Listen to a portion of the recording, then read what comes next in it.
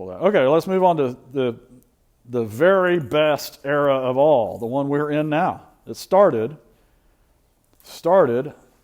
some 52 years ago, maybe even earlier. Okay?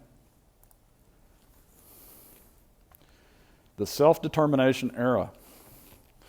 Now, I haven't met the author of your textbook. I'm sure he's a fine person. Pretty good writer, too. Good scholar for sure. Got lots of credentials, very good credentials. Didn't have a real good editor for the book. Hopefully he will next time, second edition. There's a lot of typos and stuff. But that's not important. In the book, in the self-determination era chapter, the last chapter of this part of the book, the final chapter of your historical introduction to Indian policy, never once is the name of a certain president ever mentioned. Am I right? Have you read chapter 10 yet? If you can find the word that's spelled capital Nixon, tell me, because I don't see it. And that's really, really, really sad. Very, very sad. Since we're on the subject, okay? But the Indian self-determination era began, generally we say that the termination era kind of fizzled out. Especially, it fizzled out when states got, wind of the whole ramifications of being given over to, legal responsibility over Indian country. And we began to see the stirrings of things, mostly beginning in the early 60s, maybe even the late 50s, involving fishing rights in the Pacific Northwest. This is not really so mentioned in your text, I don't think. But fishing rights in the Pacific Northwest really got some things organized and started sort of a popular movement of not just Native American people and tribes, but of non-Indians in support of Native American rights. So while, African Americans were fighting to be integrated in this, and getting beat up and shot with fire hoses and dogs in the Jim Crow South, with whites protesting, calling them every name in the book. Native Americans enjoyed the support of many, many whites to try to get their treaty rights back. Okay, it's pretty ironic. Anyway. So not that there weren't whites assisting with the Black Civil Rights Movement. My uncle and aunt were actually part of that. But anyway, the 1960s began this era, and during the 1960s, you have the attempts to get greater recognition of treaty rights. You have, the playing out of, and I didn't mention it, I skipped over it, unfortunately, the Indian Claims Commission. I didn't talk enough about the Indian Claims Commission.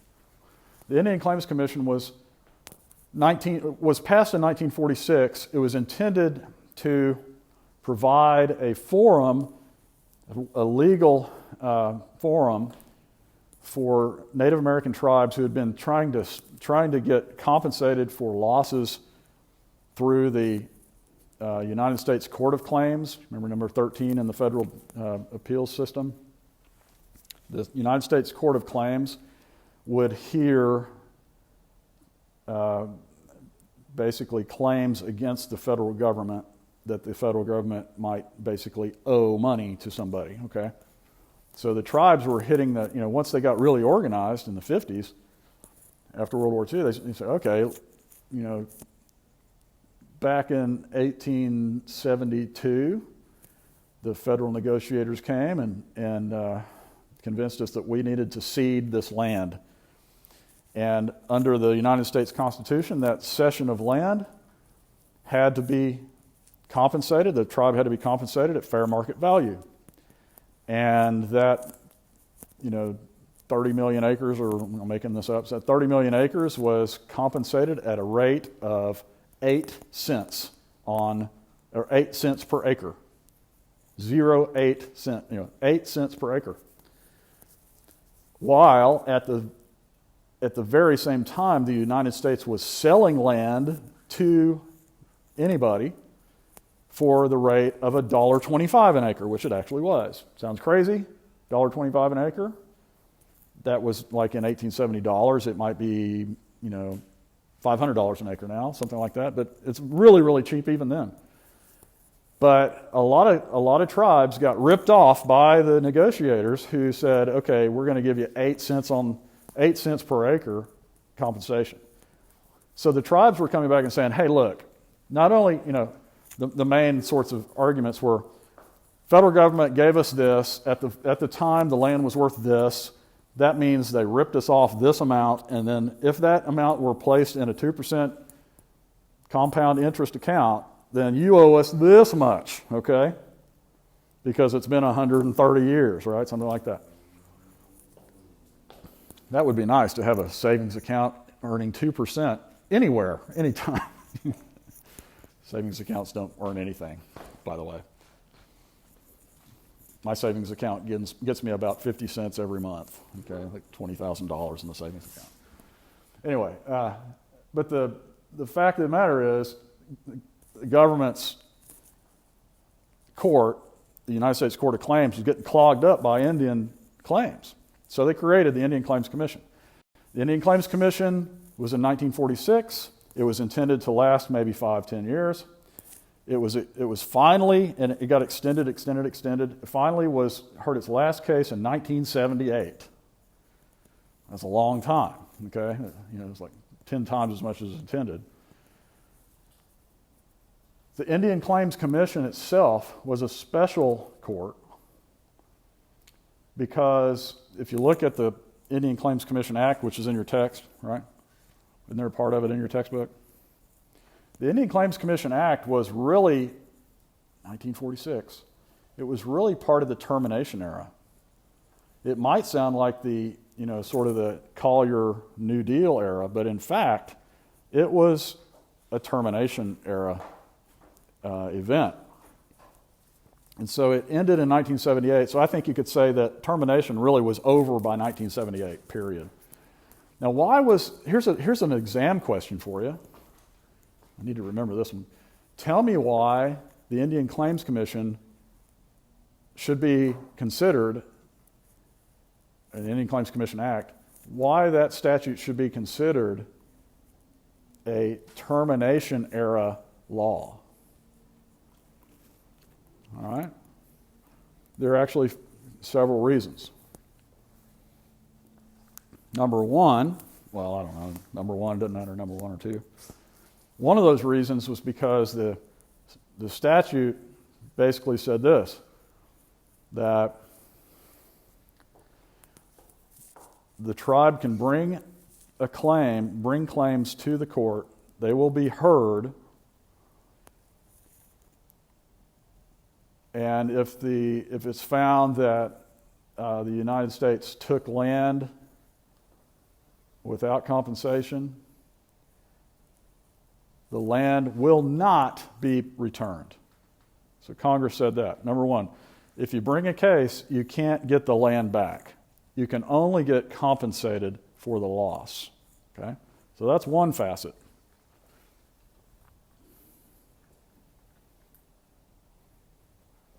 Number two, you bring your case to the court.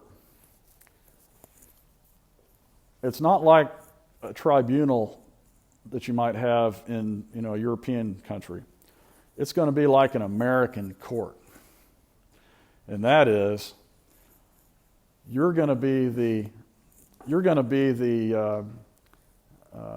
plaintiff, essentially, the person who brings the case, and the United States is the respondent, and the United States is the defendant, basically.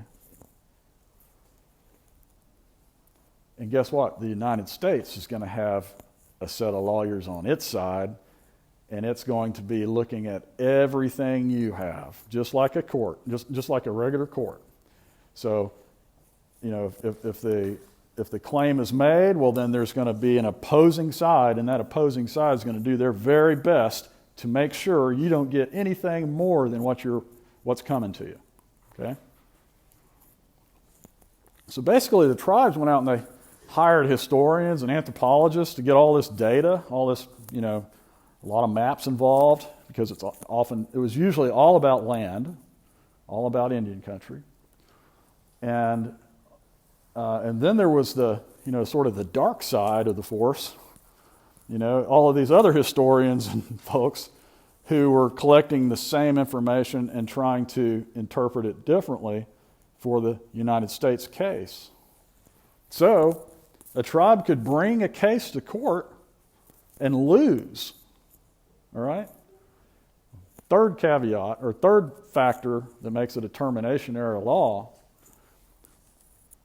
well, let's say four. If the tribe brings the case and it loses, it can't bring it back. You're screwed. You lose.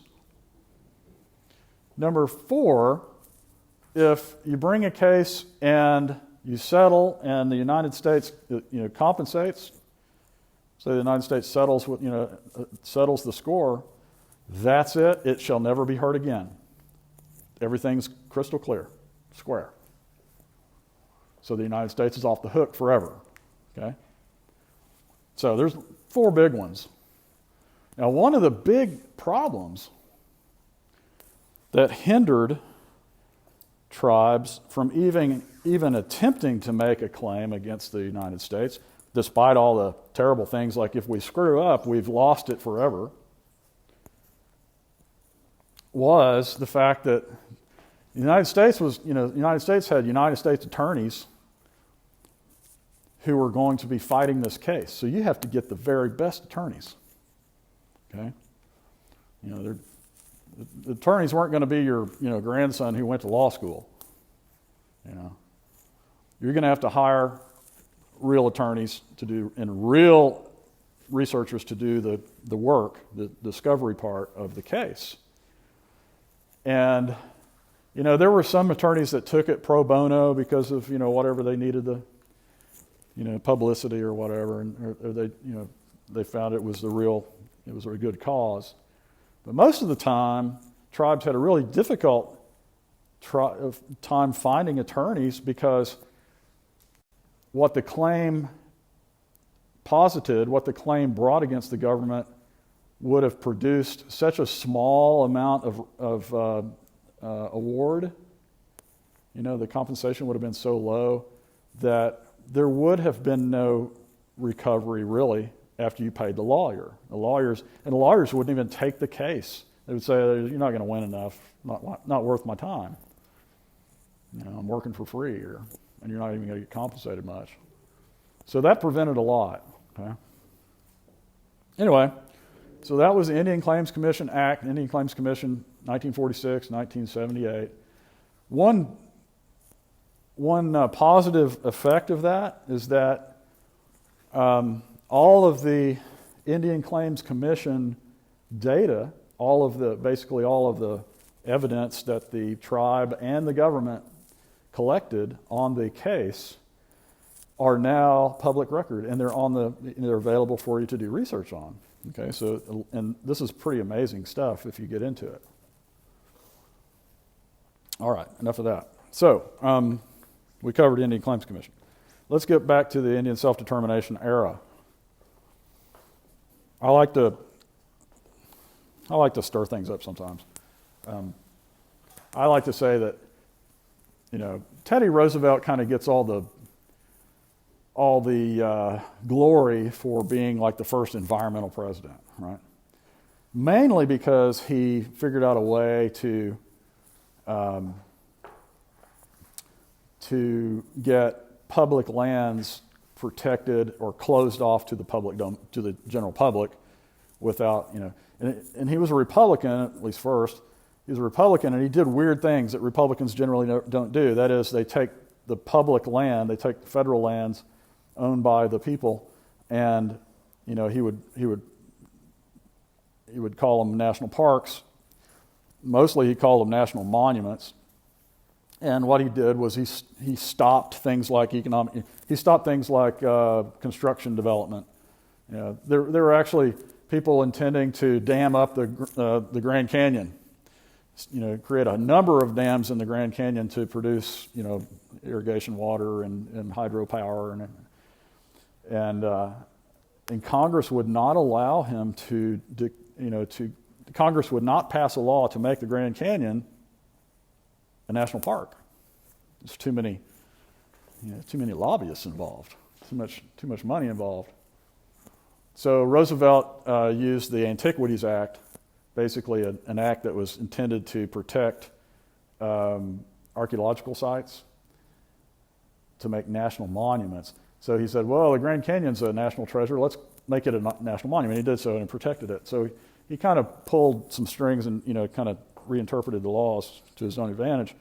But everybody calls Teddy Roosevelt the original environmental president. And then there's like Bill Clinton and Al Gore was invented the internet among other things, discovered climate change, and he takes credit for a lot of these things. A lot of people considered him a real environmentalist, which he probably was. But the real environmental president and the real the president who had, as far as I'm concerned, the greatest impact on Indian affairs and tribal sovereignty in the 20th century. I mean, FDR did some things, but FDR was busy with a lot of other stuff. Richard Nixon, okay? Richard Nixon was the one who really got this going. And why do I say that? Because he got elected in 1968, took office in 1969. Many of the most influential, most important environmental legislation that we've had in the United States got signed by Richard Nixon. Okay. Now you might give credit to Congress too, but Nixon worked with them. Nixon also opened up China. Nixon also worked with Russia to sort of create the SALT talks and détente. Nixon got us out of Vietnam. All right? So Nixon did a lot of good. And in Indian affairs, this is mentioned here.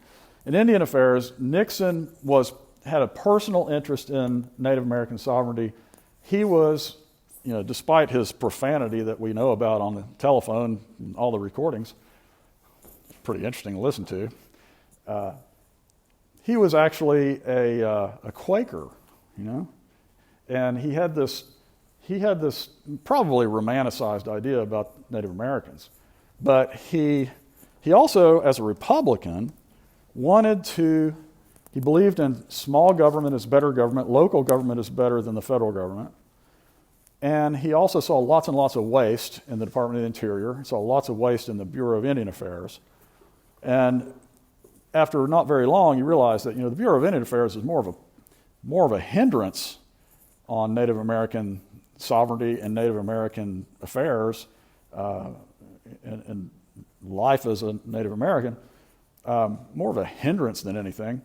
So what he attempted to do was, let's say, he was coming at this kind of in a naive way. He said, well, forever the United States federal government has been doing everything for the tribes, for the Indians. Now they're sovereign entities. Let's let them be sovereign entities. Let's hand over some of the money that the United States spends annually on Indian health services and Indian education and supporting tribal sovereignty and all that. Let's just quit paying way more people than we need to do something that the tribes can do themselves. Let's give the money to the tribes and let them do it. So this was a really, really big facet of the Nixon administration. Nixon actually came out with his address on Indian affairs.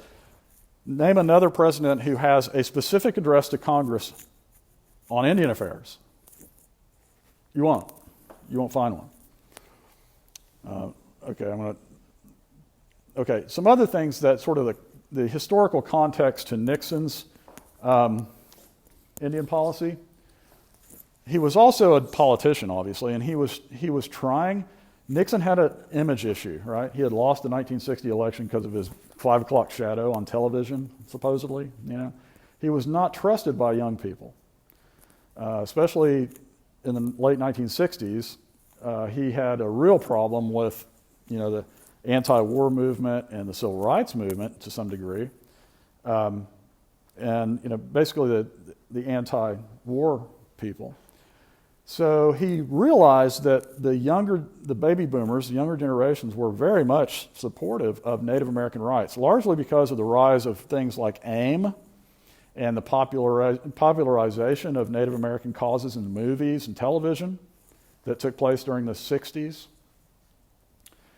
And included in that were some pretty tense events. The occupation of Alcatraz, the island, in San Francisco Bay. It was occupied by Native Americans who made a protest about tribal sovereignty. Okay, so that was a big media circus. Another one was was Wounded Knee 2. You know about first Wounded Knee in the 1890s, massacre of people who were involved with the ghost dance by the Nebraska militia. Anyway, the Wounded Knee 2 involved the American Indian Movement, AIM, who I think you can safely say was pretty much an early radical group pushing American Indian affairs, sort of like the Black Panthers for African Americans. The federal government, would consider them subversives. The FBI was all over them. Okay, J. Edgar Hoover conked over in 1972, but basically there was a lot of media on American Indian rights and treaty rights and sovereignty, and so Nixon realized that if he wanted a better reputation with the baby boomers who were getting ready to vote, or were just beginning to vote, that he needed to take up the cause for Native American sovereignty. I think he considered that to be a pretty safe one. So, was he sincere? I think he was sincere, but he was also calculating. All right, there is you can look this up. This absolutely should have been in this textbook. Nixon's address to Congress. It was a joint session of Congress. He came out and he said, "We've got to do something different with Indian affairs.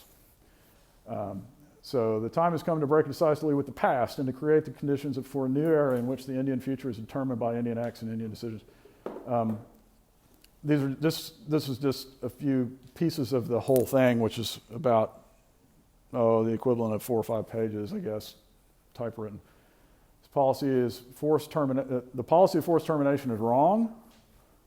The premises on which it rests are wrong. So he's saying termination is over with.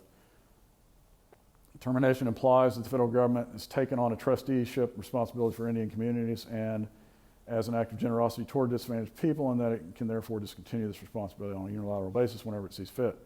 So this is the executive branch telling Congress, this is what you need to do.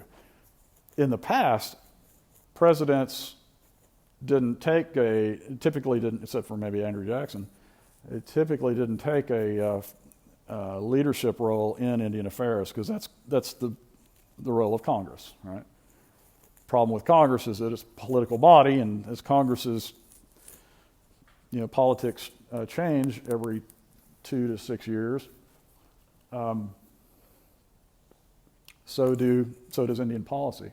But the president here takes sort of a leading role for one of the very first times. All right, you have some cases that are mentioned in this chapter, so let's look at those. And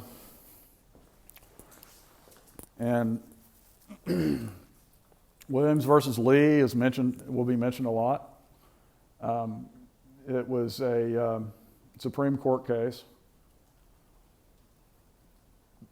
You know, a lot of times the case, kind of like the McGirt case, you know, it's like it has nothing to do with a man who, you know, was accused and convicted of some really horrible crimes on a child. Has nothing to do with that. It has everything to do with the implications of the conviction and so on. So does the state have the authority to extend its jurisdiction to Indian country between a non-Indian and an Indian on Indian land? Okay. And 1959, this is a win for Indian sovereignty because in Williams versus Lee, remember Arizona was a PL 280 state, but it had not taken over authority over what was the issue at Williams versus Lee? Was it adoption? All right, lost me. I'm at blank at the moment. Anyway, so the Supreme Court basically says the state, Arizona, does not have authority to extend its jurisdiction over interaction between a non-Indian and an Indian on any land. It's coming to me. Is this the one with that involved Dollar General? No, this is in Navajo Nation. Okay, it's given to you as a big long excerpt.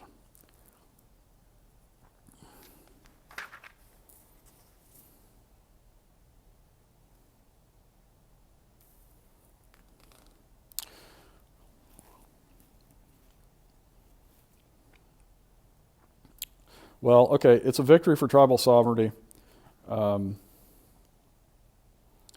it creates the infringement test. That's the important part of this. The infringement test. This is why it pays to look at those notes that I have up there. I think I have those notes. I'm not sure if they have for this chapter. At least your author is arguing that because the Supreme Court allowed state infringement with certain considerations to make sure states did not impinge tribal government or tribal relations with the federal government, then self-determination begins in 1959. I think he's just looking for an excuse not to recognize Nixon, though. Okay, that was my note. I really do. I think he's just kind of looking at an excuse. Because this was a pro-sovereignty ruling. Williams versus Lee may have represented the dominance of an activist court that was wanting to interpret and remake law more than a switch in philosophy. Then you have Morton versus Mancari. A little bit later, 1974. Oh, yeah, and this is a good one. This is during the Nixon administration.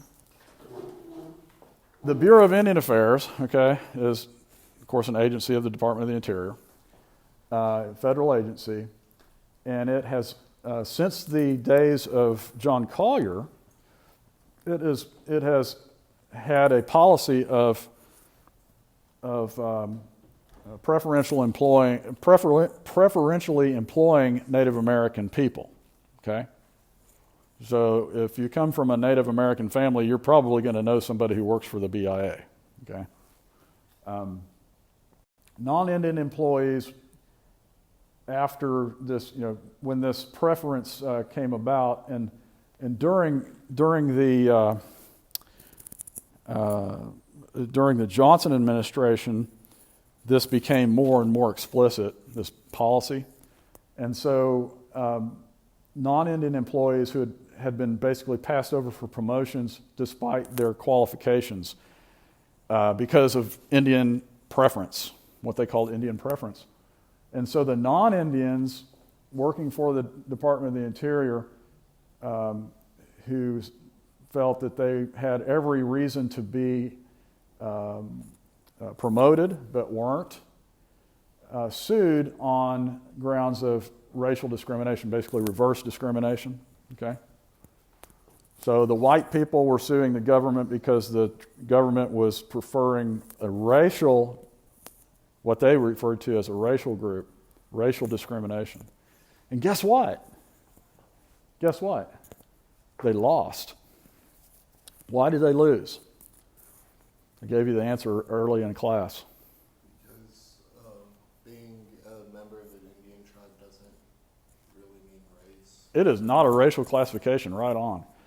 Racial classification is true maybe for African Americans, Asians. I don't want to say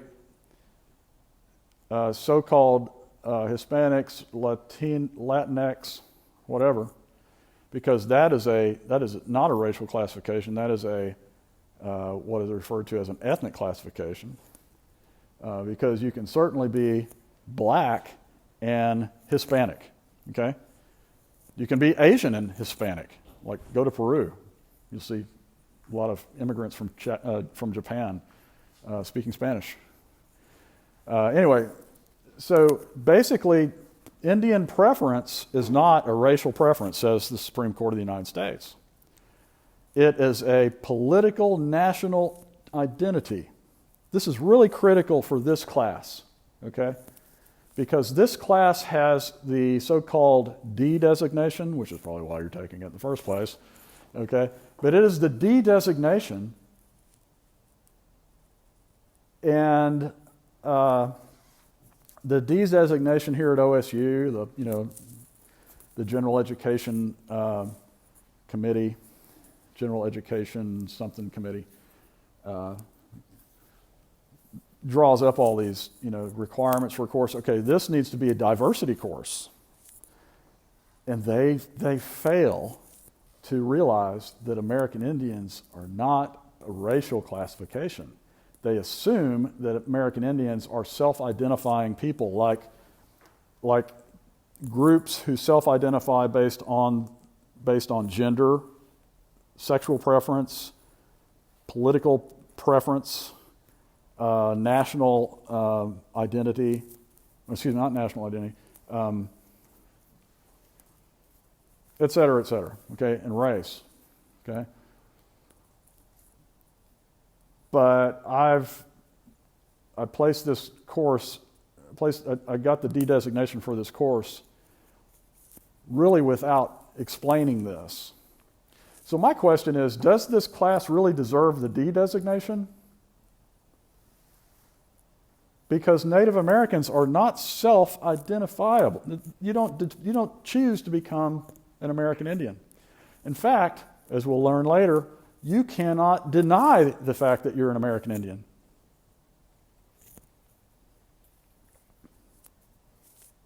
You can't you can't quit being an American Indian if you are. And certainly you can't become one if you aren't. Unless there's evidence later. So anyway, members of a federally recognized Indian tribe are not the same class as an ethnic minority, so it's not racial discrimination. And just, Oklahoma's a great example of this. How many people do you know who are card-carrying members of the Cherokee Nation who racially are nowhere close to Native American, okay, or an American Indian? Okay? It's a political designation. It's a national designation, okay?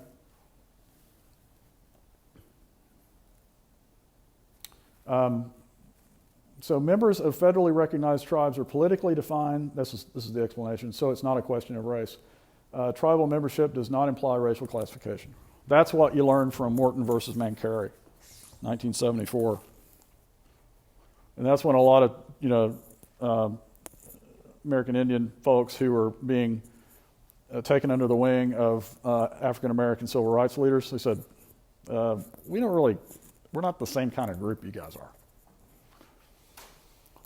All right. Now, the final piece of legislation that we should cover, but we'll come back to this, I guess, is Nixon's, and it was under Nixon's authorization, or under his administration, the Indian Self-Determination Education Assistance Act of 1975. Now, you probably know that Nixon left office. He resigned in 1974. Well, maybe you don't, but I remember it. I was all of 8 years old, and he was on the Watergate trial, Watergate stuff that was on TV forever. It's like, take this off TV, let me watch my cartoons or something, Let me watch Gilligan's Island.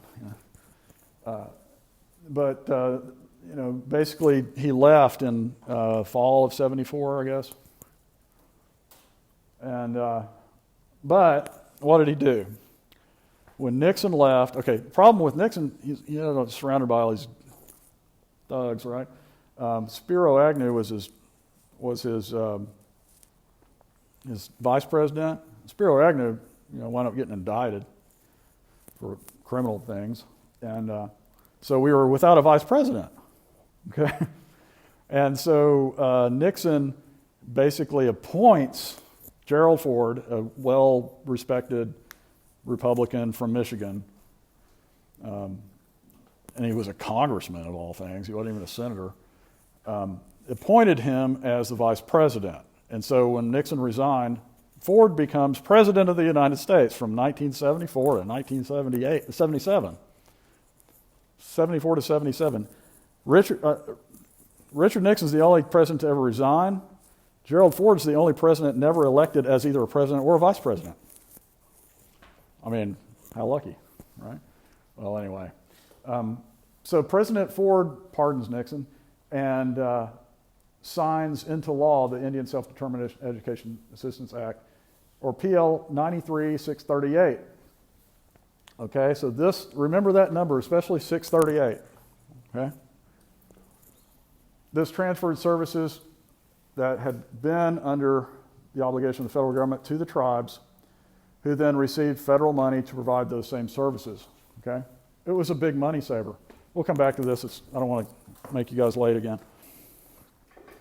The Indian Self-Determination and Education Assistance Act was one of the hallmarks of President Nixon's administration, or his achievements. Again, it was passed in 1975 after he had left office, but Gerald Ford continued, what had been done there, and of course these are congressional bills and laws, but Nixon's administration was a cheerleader in changing the way that the United States federal government dealt with Indian policy and how they interacted with tribal governments. So this was considered one of the most important laws of the self-determination policy. It's really kind of the thing that is pointed to as one of the really major changes in the way the federal government, and at least the executive branch, operated in regard to Indian affairs. And I think I mentioned it last time, but essentially this was Nixon was, of course, he was Republican. He was and as most Republicans are, used to be at least, they're in favor of smaller government, okay, and especially more localized government. So Nixon saw this as, well, this is one way to cut the federal budget, to reduce the size of government, to make it more efficient, is to simply pass get rid of the middleman here of the Bureau of Indian Affairs handling all this, and the whole management of the federal obligation through the trust relationship that had been managed by the Bureau of Indian Affairs, which, anytime you have a middleman, there's going to be a lot of cost there. Look at any charity. For example, here's a charity, Doctors Without Borders. You've probably heard of that. Most charities operate as, NGOs like that operate as, nonprofit organizations. But nonprofit organizations may not make a profit, but doesn't mean they don't cost a lot to operate. Typically, a good charity will typically use 20 to 30% of its operating revenue to, 20 to 30% of its income to operate. The really awful ones are the ones that use 90% of their income, to operate, and they're not really like charitable. So, but in the case of the federal government, you can bet about 20% of what Congress is putting up for Indian Affairs is going into operating the distribution of that. And so it was incredibly inefficient, at least from Nixon's perspective. And so this was a way to reduce costs, make government more efficient, is if the Indian tribes are acting as sovereign entities and they're governments, well then let's treat them that way. So federal government reduced the attempted to reduce the responsibility of the Bureau of Indian Affairs by passing a lot of that responsibility directly to the tribes. It took a little while to get it done. I mean, it's not done yet, but it took a little while to get it going. So it intended to reduce the power of the Bureau of Indian Affairs, or at least the BIA administration, over the lives of Indian people.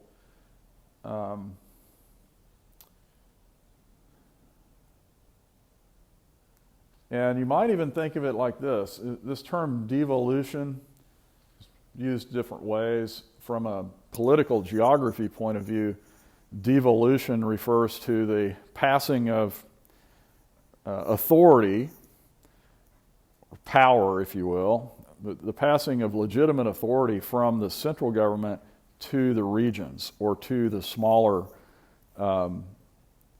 components of a government, of a country. And usually that term is referred to with regard to unitary states like, let's say, France or the United Kingdom. They're not federal systems. Okay, we're a federal system. So it's a little bit different, and so perhaps the term devolution is not the exactly proper term, but nevertheless, especially if Indian tribes are separate sovereigns. But anyway, the idea was to give the Indian tribes this power, let them spend the money the way they want to and the way they think they need to. There's no reason for a paternalistic federal government, determining everything. So the importance to the tribes was felt in several of the, there are really three primary federal agencies that work directly with Native American people and Indian tribal governments. And of course, you've heard of the Bureau of Indian Affairs, historically the Office of Indian Affairs, which is part of the Department of the Interior.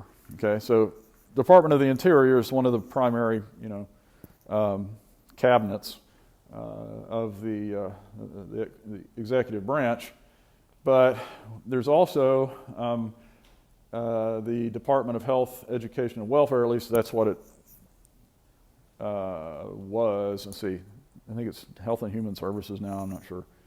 Anyway, this is another major cabinet or position, or what we might think of as a department of the executive branch. And within that department, the Indian Health Service is based. So the IHS, the Indian Health Service, is a major conduit of federal funding toward Native American health, hospitals, clinics, dental offices, etc.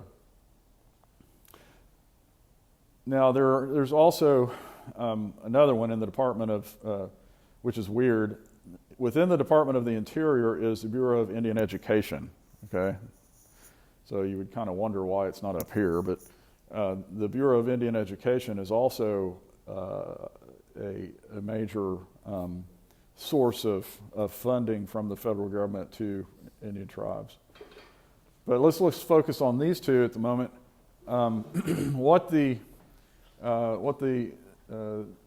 Indian Self-Determination Education Assistance Act did was it set up a system where tribal governments, if they wanted to, they chose to, could take over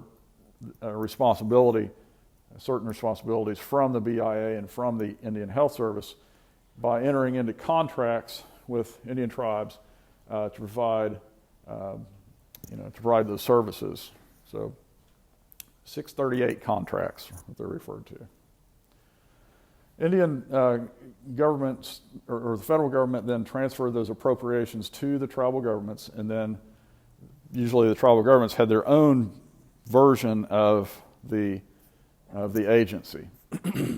Health department, housing department,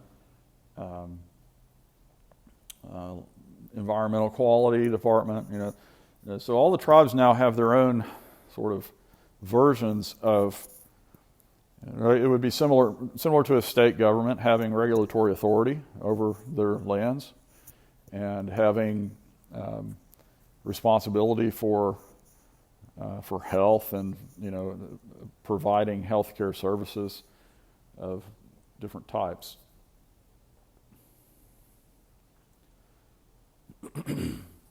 So anyway, this was of course the other thing that Nixon did was ended termination, and by including tribes within this within the so-called Indian business, then it really, in many ways, cemented the obligations of the federal government to the Indian tribes, which was good, right?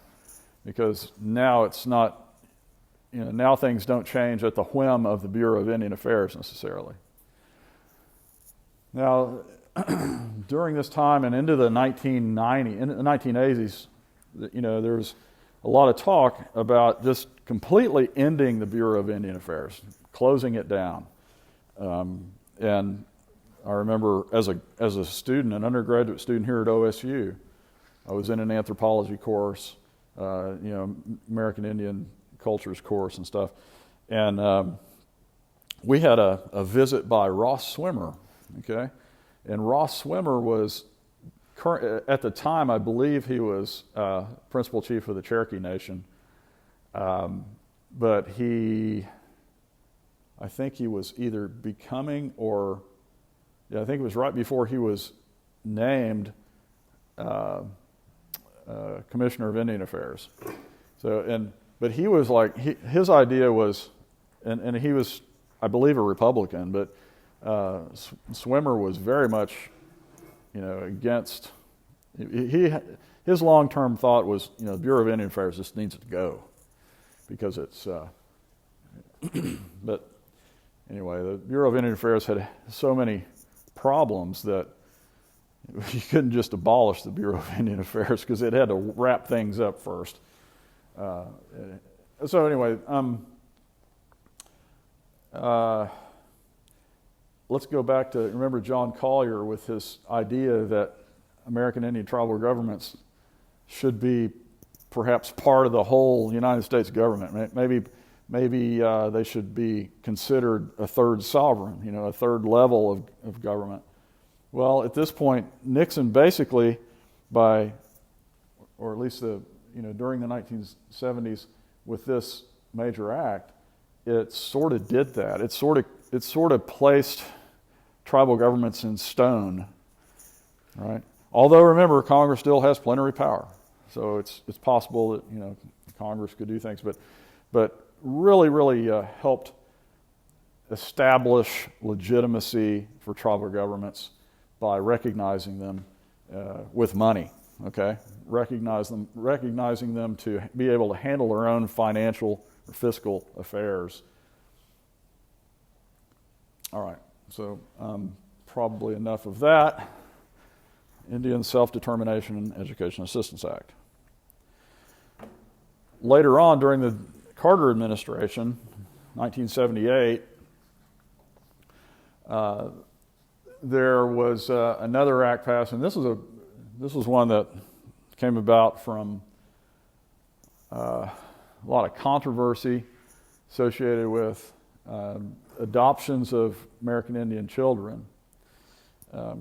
There was kind of a, how would we say it, sort of a grossly uneven pattern of American Indian children whose, perhaps for whatever reason, were taken away by social workers from their homes, from their parents, and then they wound up, rather than going to orphanages, being placed with foster homes and even being adopted. And often it was the case that American Indian children were adopted by non-Indian families. It was kind of a pattern. A lot of white families, decided to adopt Native American children. And of course, that they wouldn't be able to raise them within the community. They wouldn't be able to raise them with a cultural background that, people remaining in tribal families would. So this was a law that was passed at the request of tribes and because of the concern of different tribes. And so what it did was it gave tribal jurisdiction as much power as it could, or as possible, over state jurisdiction when it came to adoptions.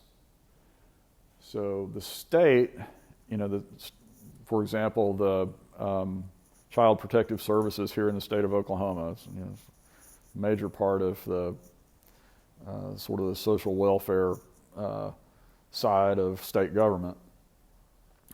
Adult Protective Services, same way, for elderly people. But the State Department of Human Services, DHS, was interacting with Native American families. So that's basically a conflict of state authority operating within the purview, you would think, of tribal governments. So examples of child abuse, child neglect, also divorces, which were being handled by the states, were passed over to the authority of the tribes with the Indian Child Welfare Act of 1978. Things like child custody issues, when tribal membership was involved, and also adoption of Native American children, that was handed over to tribal authority. And the way that it worked was it intended to maximize tribal jurisdiction and maximize the cultural prerogatives of tribes. So if, for example, there was a situation, if there was abuse going on in a household and the child needed to be taken out of that situation, then there was a hierarchy of where the child would be placed. It would, the state, at this point, in some cases, the states were simply taking children out of the communities and placing them with foster families in cities elsewhere. So the way this worked was extended family members would first have first priority over receiving custody or temporary custody over children. And then if that wasn't available, the home of a tribal member, and if that weren't available, a group home operated by the tribe, and if they didn't have that, then the home of someone who is a Native American, not necessarily a tribal member. Okay? So it was intended to keep Native children within Native culture and within Native families and Native communities.